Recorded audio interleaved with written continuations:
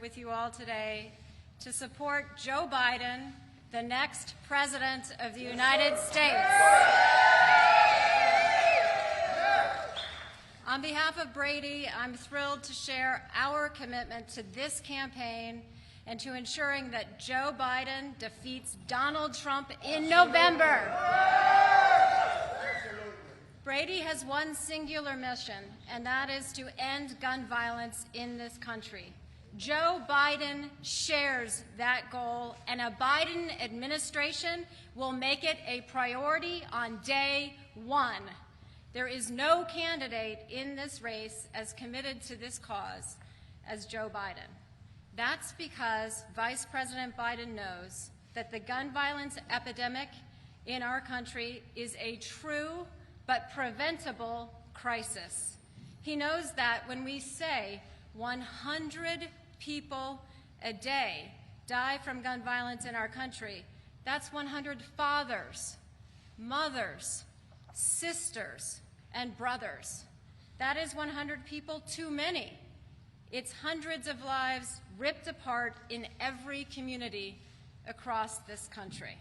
Communities like right here in Columbus, where just feet from where we are now, Dalton Diaz was shot and killed last August while driving by this very community center.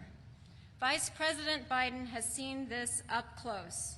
As a senator and as a vice president, Joe Biden has mourned with all Americans at times of crisis and tragedy. But more importantly, he has led to ensure that those moments are never repeated. His history with Brady stretches all the way back to the 1990s. Then Senator Biden was instrumental in passing our nation's background check system, the Brady Bill, which has now stopped more than 3.5 million sales of firearms. Joe Biden's leadership also helped to pass the federal ban on assault weapons, stopping the sale and manufacture of weapons of war in this country. In 2005, he voted against the Protection of Lawful in Commerce in Arms Act, or PLACA, which gives the gun industry unprecedented protections under law. He was the original author of the Violence Against Women Act, the law that has helped millions of Americans escape from and find support after situations of intimate partner and family violence. As a senator, Joe Biden knew that violence in our country doesn't only occur outside of the home. In the aftermath of the mass shooting at Sandy Hook Elementary in Newtown, Connecticut, and facing a Congress that refused to act to stop more mass killings, President Obama needed a champion to lead the administration's gun violence task force. He needed someone to find solutions to prevent gun violence in America. He needed someone who had fought the NRA and won. That someone was Joe Biden. That someone is Joe Biden, because he's still fighting every single day. In this campaign, Vice President Biden has visited and spoken with communities and families affected by gun violence and with survivors. He has met with them. He has mourned with them. He knows us. A Biden administration will fight for a new assault weapons ban. He will expand and strengthen the Brady background check system. He will repeal PLACA, ensuring that we can hold the gun manufacturers accountable for profiting off of violence in our country. Joe Biden will take the fight to the gun industry, to the NRA, and he knows how to win. Vice President Biden has said this campaign is for those who've been knocked down, counted out, or left behind. It's why he's in this fight, and it's why we're in it with him. I want my daughters, Katie and Sophia, to live in a world where they are free from the fear of gun violence. There are too many children in our country who are in constant fear in their schools, in their homes, and in their communities. We owe all of them a better future. There is only one candidate in this race with the record, with the commitment, with the plans, and with the heart to create that future for our kids. That someone is Joe Biden. He knows us. He knows what we need to end this epidemic. We know him, and we know that he is the only one in this fight that can get it done. Thank you.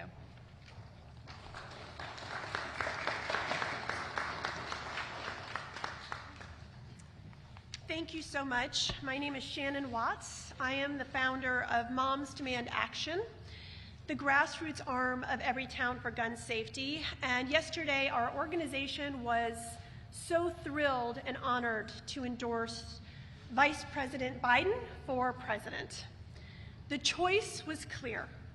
While every candidate left in the race says they'll take action on gun safety as president, only one of them has a track record to prove that he will actually prioritize gun safety, act on it, and win, and that is Joe Biden. Joe Biden has a long history of taking on the NRA and winning. In fact, many people refer to me as the NRA's worst nightmare. I would say that's actually Joe Biden. He has helped pass the bill in 1994 that established the modern-day background check system, which has stopped now over 3 million prohibited purchasers from getting guns. He wrote the Violence Against Women Act, a bill that wasn't reauthorized this year because Republicans refused to support a provision in it that would disarm convicted stalkers and dating partners. And guess who also opposes that provision? The NRA. Vice President Biden also opposed granting immunity to the gun industry, a law that since 2005 has protected gun manufacturers and dealers from being held liable for crimes committed with their products. We look forward to a future President Biden repealing that law.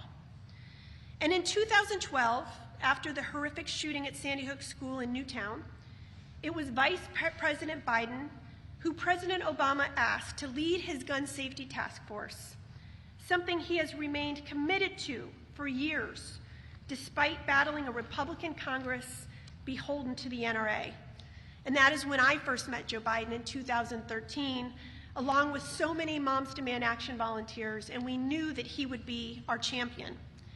His commitment to reducing gun violence is without parallel, which is why he has prioritized gun safety in his campaign and has pledged action in the first 100 days in office. He also understands the impact of city gun violence, and his plan as president would include a $900 million investment in local violence intervention and interruption programs. We know Joe Biden. We know there's no stopping the vice president when it comes to keeping our families safe.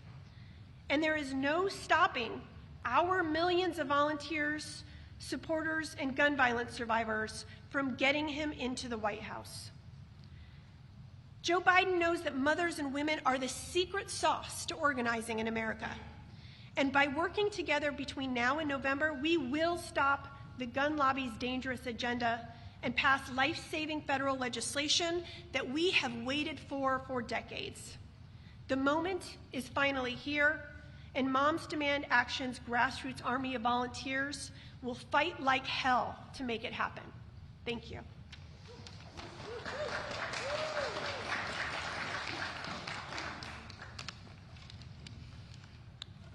My name is Crystal Turner, and I'm here today to honor my son Donnell and my daughter Janaea, who were both shot and killed on April 1st, 2015 by Janaea's husband because of a pending divorce.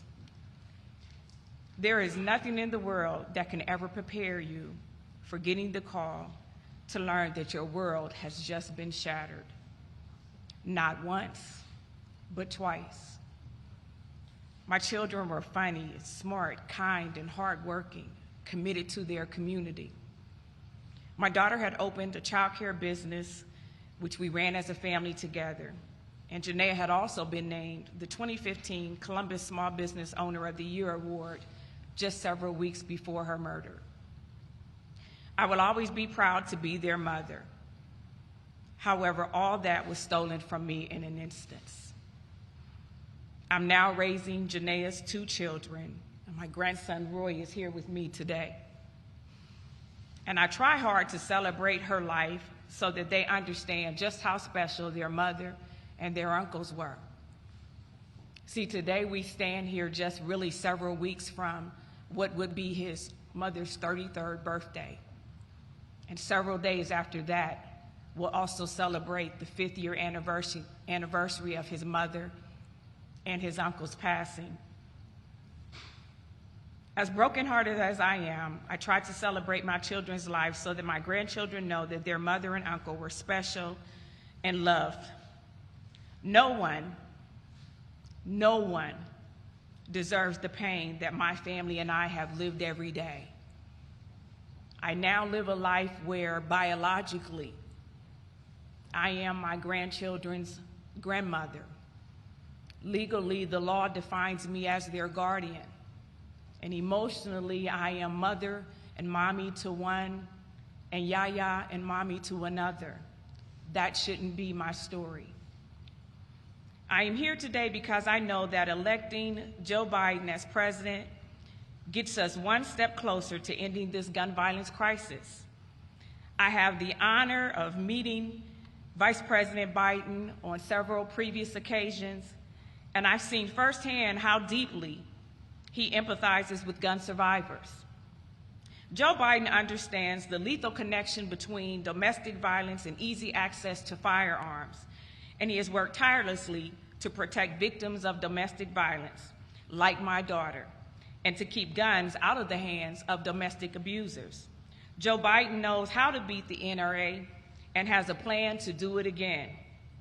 Moms Demanding Action volunteers and gun survivors, some of who are standing behind me today, are all in for Joe Biden because he's been all in on issues for decades.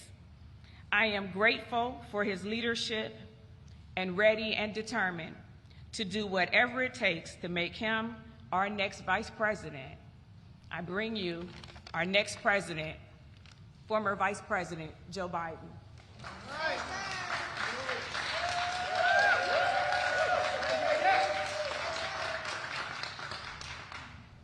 Let me begin by saying that I have a sense of how hard it is for you to do this. Because, as many of you know, when you have a tragic loss,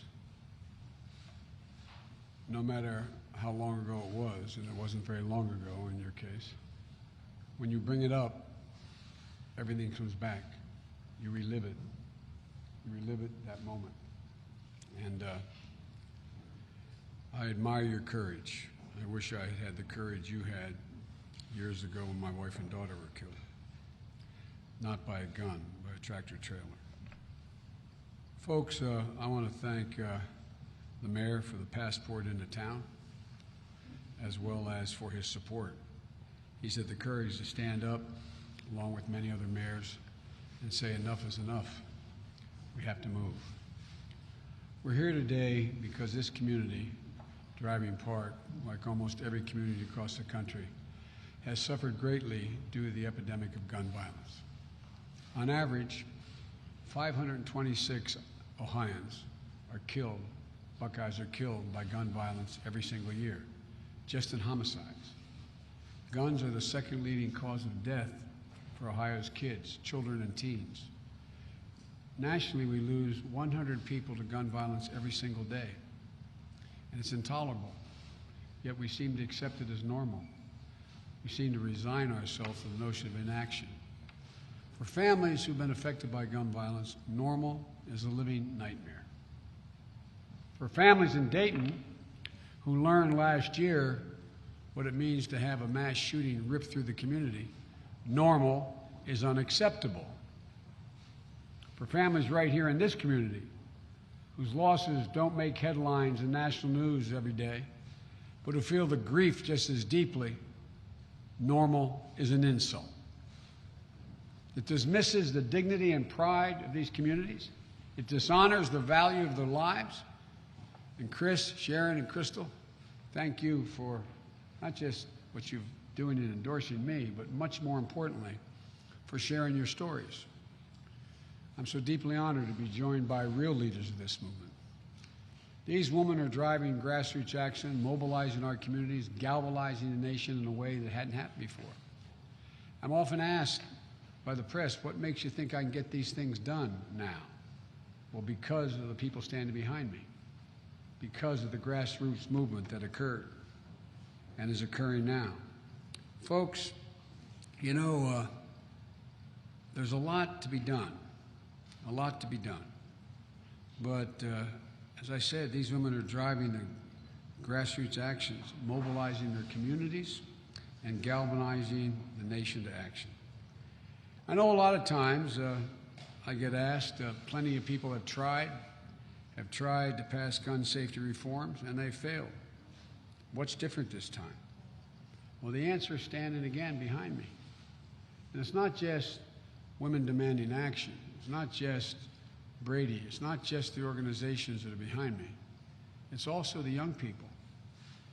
I was there. I wasn't vice president any longer, but I was up in Washington when all those kids came up with their parents, many of their parents, from down in Florida, where that horrific shooting took place.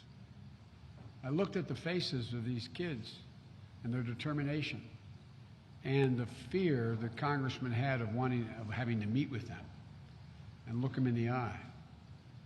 You know, these kids were marching for their lives, straight out of high school, right through and up to the doors of Congress, demanding change. I promise you, it matters. The answer is the reason we're going to win is because of all of you behind me. This movement isn't being led from Washington. It's growing up from the ground in your communities, just like this one, all across America. It can't be bought or influenced by gun manufacturers.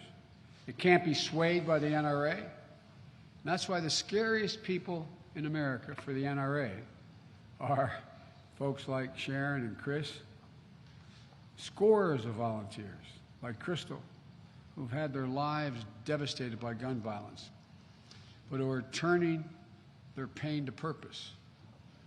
We talked a while ago, Crystal, and we talked about how you asked me how I was handling my circumstance. And I said, you got to find purpose.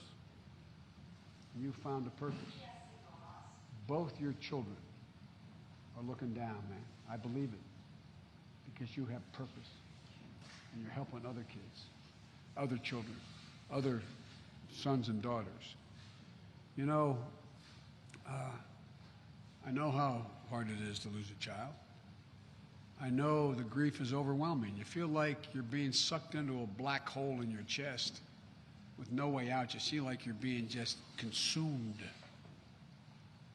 But finding purpose, at least I've found, and most people I speak to find, is the only thing that allows you to breathe again. You know, finding a work that gets you up every morning, motivates you because you know how much it matters.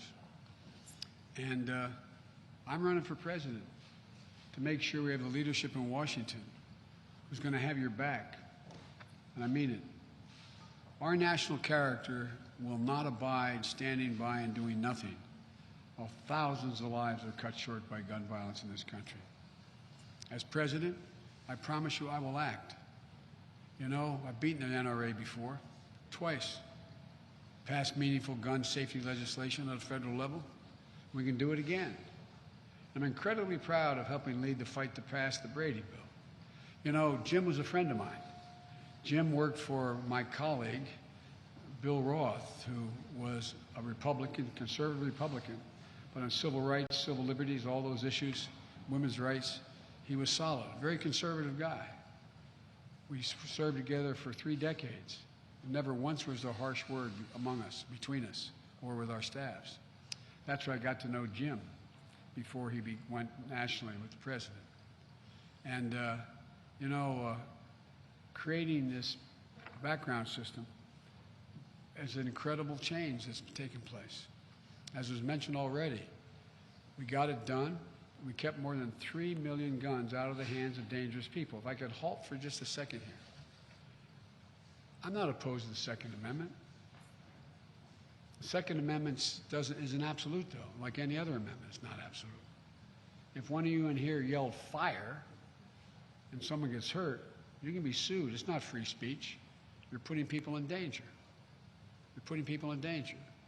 From the very beginning, the Second Amendment did not say anybody can own any kind of weapon.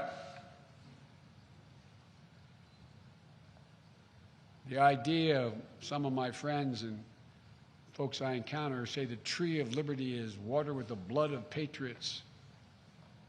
They need an F-15 with Hellfire missiles if they're going to fight the government. An AR-15 is not going to do it. An AR-15 is not going to protect them. You got to be able to shoot straight or just spray everything. A shotgun will help you a lot better. My point is, even the members of the NRA, a majority, know that AR-15s and clips with 30, 40, 50, 100 rounds in it make no sense. So you're not only is the NRA out there, you're changing the ideas of the membership of the NRA. Significant whom are rational people. And I compliment you for it. As president, I'm not going to just get us to universal background checks, closing the gun show loophole, the online loophole. We're also going to close the Charleston loophole so that you can't have the time run out to allow you to get a gun. You all know how it works now. Most people don't know. The background check system, there's a thing called the NICS system. Supposedly, not supposedly, each of the states are supposed to take all those people who are disqualified from owning a gun, send their names and material to this national registry. And then when you go to purchase a weapon, at that gun shop, they check in and go to the NICS and say, can this person own a weapon or not? Well, the problem is not all of them have updated their records. And the idea that you can't wait a matter of minutes or a day to be able to own that gun is bizarre. The Charleston loophole is that loophole that said you got to do it within 24 hours. If it doesn't come back one way or another, that check, you automatically can purchase the gun. We're going to close that boyfriend loophole. When I wrote the Violence Against Women Act, I was able to get past legislation that said abusers, husbands are abusers, someone you have a child with is an abuser. They cannot own a firearm if they've been convicted of abusing you. But there's a thing called the boyfriend loophole that we've been trying to get past. If you have a boyfriend who you haven't had a child by, and he beats you all the time, he's been given a stay-away order, he can still own a weapon. Vast majority of women who are killed with a gun by their perpetrator. We've got to keep guns out of the hands of abusers. How in God's name can the president not understand that? We're going to get weapons of war off the street and out of our communities. As I said, the Second Amendment is now and has never been without limits. No one needs an AR-15 or 100 rounds in a magazine to go hunting or for self-defense. It's designed for no other purpose than to kill and kill quickly and brutally. Think back to last August. Think back to a nation reeling from the horrors of the Latino community being specifically targeted by a gunman in El Paso. In less than 12 hours, later being hit again by the news from Dayton. Police were on the scene within 20 seconds in Dayton. Let's get this straight now. Within 20 seconds, they did their job. It took only 10 more seconds for them to take down the shooter. But because he was using an AR-15 style weapon, fitted with 100-round magazine opening fire, in just 30 seconds, he was still able to kill 9 people and injure 27. Let me say it again. Assault weapons and high-capacity magazines are designed for no purpose other than to kill quickly and as brutally as possible. No one needs them. Working with Senator Dianne Feinstein, we got the assault weapons ban passed and high-capacity magazines banned in this country for 10 years. Then we had that thing with hanging chads in Florida. We lost an election, and President Bush let it expire. It had to be renewed. Only way to get it passed the first time around. It passed at the time despite pressure from the NRA. My point is we can do this again. Anything less is an insult to the families across the nation that have been terrorized by gun violence. And on day one of my presidency, I'm going to send a bill to Congress revoking one of the worst special interest giveaways in history. We're going to end the civil liability protections granted to gun manufacturers. And by the way, think about that for a second. If I stood up here and said, by the way, we're going to make sure there's no civil liability for drug companies who put 9 billion opioid pills out on the market, you'd all say, that's a great thing, Joe. That makes sense, right? Or we're not going to be able to sue tobacco companies for lying to us about the effects of their product. What are we doing? Right now, grieving families don't have the right to sue the companies that manufacture these guns, false advertising, and cause so much carnage. We don't give that protection, as I said, to the pharmaceutical companies, to tobacco companies, but to gun manufacturers. And over 150,000 people have been murdered in this country, not counting suicides, since 2005, since we passed that exemption. 6,405 of them right here in Ohio. Not one of their families can sue. I don't know if you use the term, but it's immoral. We have to end it. Folks, we can't stand by while this crisis continues to worsen. You can't just give up and say there's nothing to be done. There's plenty to be done. And now, Mr. Mayor and your city attorney, Zach Klein, you're fighting like hell to pass some sensible gun safety reform policy right here in Columbus, including passing a city ordinance that bans bump stocks. Here in Ohio, to really make a change, we need that kind of leadership at your state level. The tragedy in Dayton, after it, Governor DeWine and Donald Trump briefly made overtures about passing universal background checks and red flag laws like my son got passed as Attorney General in the state of Delaware before he died. That's what the mayors wanted. That's what advocates in the front lines wanted. But what then happened? The NRA moved into the Oval Office. Donald Trump didn't do a darn thing that he said he was going to do relative to gun safety. And all of a sudden, guns aren't part of the problem anymore. Folks, it matters who we elect. It matters what we stand for. So let's start getting rid of Donald Trump as president and the initiatives the NRA and the Oval Office are continuing to dictate, and replacing him with someone who will go after the NRA and gun manufacturers with the full might of their office. If I can make one more interjection here. Folks, you know, I met with some of the leading tech people in the world, in the United States. You know, you can purchase, you can make a weapon, a gun, where only your biometrics can pull the trigger. You're the only one that can pull the trigger. If any of you today left your key in your automobile out in the parking lot, and a 14-year-old kid gets in the car, starts it up, and gets in an accident, you're liable, civilly liable. How does it violate anyone's Second Amendment right that if you pass a background check, you can purchase a gun, but only you can pull the trigger? Well, guess what?